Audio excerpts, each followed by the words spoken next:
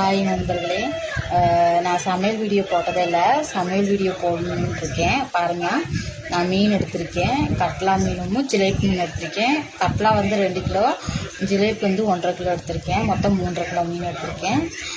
இதை வந்து ஜிலேபி வந்து நான் பொரிக்க போகிறேன், கட்லா வந்து குழம்பு வைக்க போகிறேன். இப்போ வந்து மீனுக்கு என்னென்ன மசாலா கலக்குறேன்னு உங்கள்கிட்ட நான் காமிக்க போகிறேன். வாங்க பாருங்கள் வீடியோ. மீனை நம்ம கழுவிக்கலாம். நான் கழுவி தான் வச்சுருக்கேன். இருந்தாலுமே கொஞ்சம் கழுவிக்கிறது நல்லது, அந்த ஸ்மெல் இருக்காது. ஓகே, வச்சுருவா பேசுங்க. மீனை கழுவிக்கலாம்.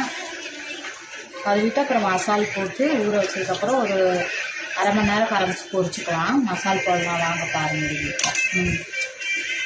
கட் பண்ணி ஃபோட்டோ எடுக்கணும், ஃபோட்டோ எடுத்து பார்க்கலாம்.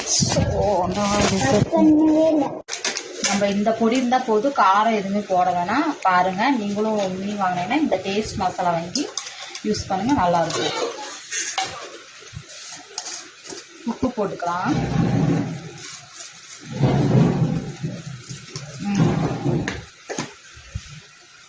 இப்போ மீன் அதில் போட்டு அந்த குண்டாவை எடுக்கவா போட்டலாம்.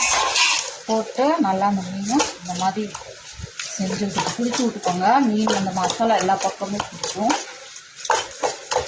பாருங்களேன், மசாலா நல்லா பிடிச்சிட்டு பாருங்களேன்.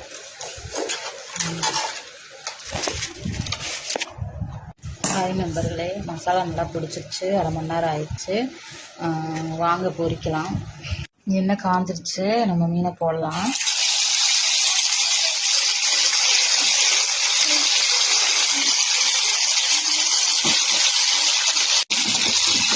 ஹாய் நண்பர்களே, மீன் பொரிச்சாச்சு. பாருங்கள், கலர் நிறத்தை பாருங்கள். வாங்க சாப்பிடலாம். சாப்பிடல பாருங்க, எனக்கு தராம சாப்பிட்றாங்க.